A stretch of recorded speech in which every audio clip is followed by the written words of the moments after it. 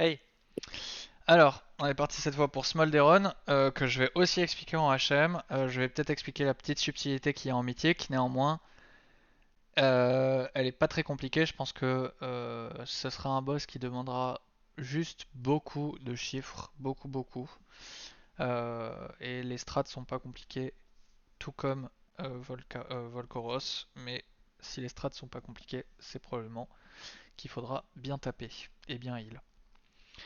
Donc, la chose la plus importante à comprendre sur Smolderon, c'est son combo de P1. En P1,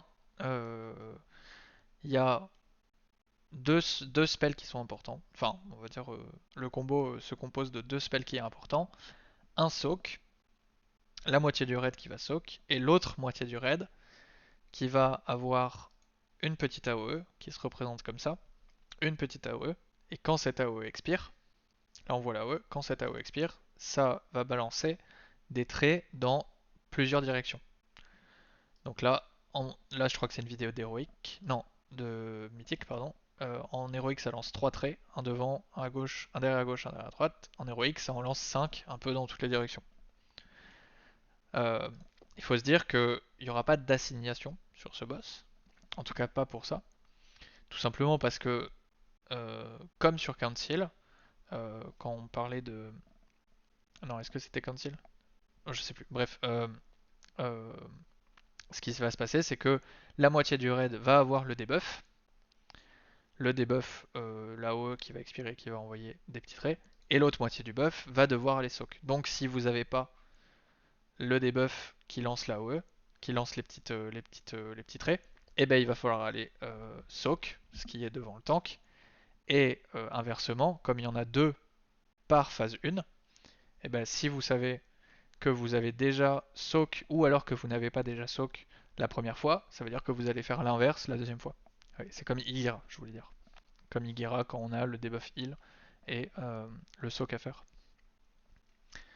Et ça, les soaks, c'est celui que je vous montre juste après. Donc si vous n'avez pas les petits Zaoe qui balancent des traits, bah, vous allez forcément devoir soak.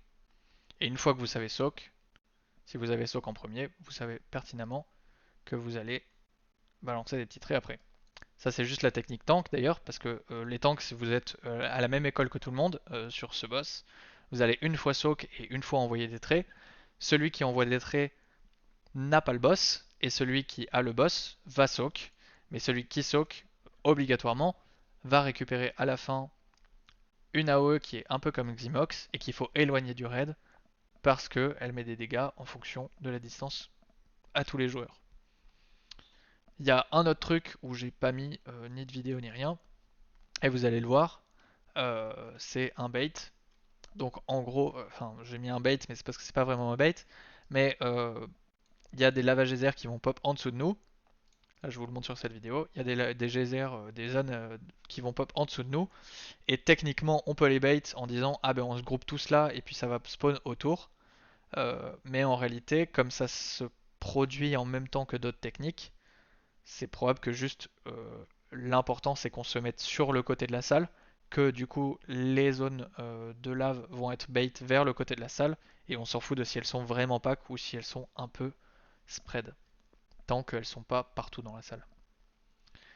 Euh, je vais quand même vous expliquer la technique mythique, mais en vrai, on va pas le regarder, on va pas y aller de suite. Mais la technique mythique, elle est un peu simple, même si elle est assez cool, je trouve. C'est juste qu'il y a trois personnes qui vont être suivies par trois boules. Ces trois boules, à chaque fois qu'on rentre dedans, ça met des dégâts qui sont assez importants au raid, et ça laisse un petit debuff de 3 secondes qui dit que pendant 3 secondes, on peut pas soak d'autres boules. Et voilà. Et du coup, bah, en 9 secondes, enfin en un peu plus de 9 secondes, on va devoir stagger le soak des boules pour qu'il y en ait un qui fasse une boule, le deuxième qui fasse la suivante, voilà, et le troisième qui le fasse en suivant après. Dès qu'on a fini ça, donc là, en gros, je vous ai expliqué toute la P1 là. En HM, le plus important, c'est juste comprendre ce combo. Vous avez compris ce combo, vous avez compris la P1. À la fin de cette P1, donc il y a deux fois deux soaks, deux fois un soak et deux fois ça, deux fois le combo quoi. On va se mettre, par exemple, On aura fait pop des laves ici, des trucs de lave ici. On va se mettre dans la continuité, dans le sens des aiguilles d'une montre, pour commencer la P2. Donc la P2, elle est basique, on se met là, ça commence et on va se faire bump, hop, du milieu. De notre corps, il y aura des petites boules qui vont spawn. Il faut absolument récupérer ces petites boules. Parce que déjà, si vous les récupérez pas, vous perdez des dégâts, vous perdez des heals. Parce qu'à chaque fois que vous en récupérez une, vous gagnez un buff. Et si jamais vous la soquez pas et que cette boule va jusqu'au boss, c'est le boss qui est buff. Et on veut absolument pas que le boss soit buff. Ça dans un premier temps. Ces boules d'ailleurs, une chose que j'ai oublié de vous préciser, c'est que vous gagnez ces boules uniquement si vous avez soak. Donc ça veut dire que c'est assez important de soak en P1. Parce que si vous soakez pas en P1, on perd tous énormément de dégâts en P2. C'est-à-dire en intermission. Je sais pas si on peut appeler ça une intermission ou une P2. Et voilà, et après, toute la P2 se repose sur le fait qu'il faut burst, il faut burst, il faut burst, et en même temps il faut dodge, et le dodge c'est un peu à la Dormazin, sauf qu'au lieu d'être en triangle, c'est en rond autour du boss. Il y a des zones qui pop, et il faut tout dodge, et en même temps il faut vraiment tout à base, parce que c'est là où on est en dégâts x2, et peut-être heal x2 ou x1,5, mais c'est parce qu'il y a aussi beaucoup de heal à faire en même temps. Et voilà. Et après, ça repart en P1. Ça repart sur l'exact même P1 qu'avant, sauf que ça fait plus de dégâts. Et pour voir un petit combat en héroïque, donc il n'y aura pas les boules qui seront followers en mythique, je vous montre ici. Le chose importante durant le combo aussi, c'est savoir où est-ce que vous placez vos AOE si vous ne soquez pas. Donc dans le combo, si vous soquez pas, vous avez ces petites AOE. Est-ce qu'il l'a? Non, lui il va soak. Mais l'important c'est de savoir où les placer aussi. Et pour les placer, je crois que j'ai fait un petit schéma d'ailleurs qui est ici. Ce serait bien que le boss soit là, qu'il soit tourné vers là où on va aller, donc en se tournant, et que toutes les personnes qui ont cette AOE se mettent derrière le boss un peu en arc de cercle ou alors complètement collés sur le mur et regardent vers le centre de la pièce. Et ça, c'est globalement ce qu'ils font. Eux, ils font un peu un arc de cercle, mais dans l'idée, ils se mettent là et il n'y a personne qui est à côté du soc parce que sinon, ce serait vraiment compliqué. Et là, d'ailleurs, c'est les lavages des airs, c'est là où il y aura là, pardon, hop, des lavages des airs. Et du coup, ils ont à peu près bait, vous voyez, sans être méga spread, les zones de lave. Et après, on avance. Et du coup, c'est ce que je vous ai expliqué dans le combo. Si vous avez soc en premier, vous avez obligatoirement le debuff qui lance des petits traits de partout. Et si vous avez déjà eu ça en premier, vous allez obligatoirement soak. Et du coup, vous savez que vous pouvez vous prépositionner en fonction de ce que vous avez eu sur, sur la première partie du combo. Évidemment, il y a beaucoup de dodge. Évidemment, comme c'est là où vous n'avez pas 100% de dégâts, vous n'avez pas double dégâts, le but de la P1 c'est quand même de survivre à fond. Parce que dès qu'on commence la P2, vous allez voir là, ils se mettent à peu près ici. Ils se mettent clean pour se faire bump. Ensuite, il y a plein de boules qui pop partout. Ils récupèrent toutes les boules avant même de taper. Parce que de toute façon, ça sert à rien. Et puis off, là ils sont à x2 sur les dégâts.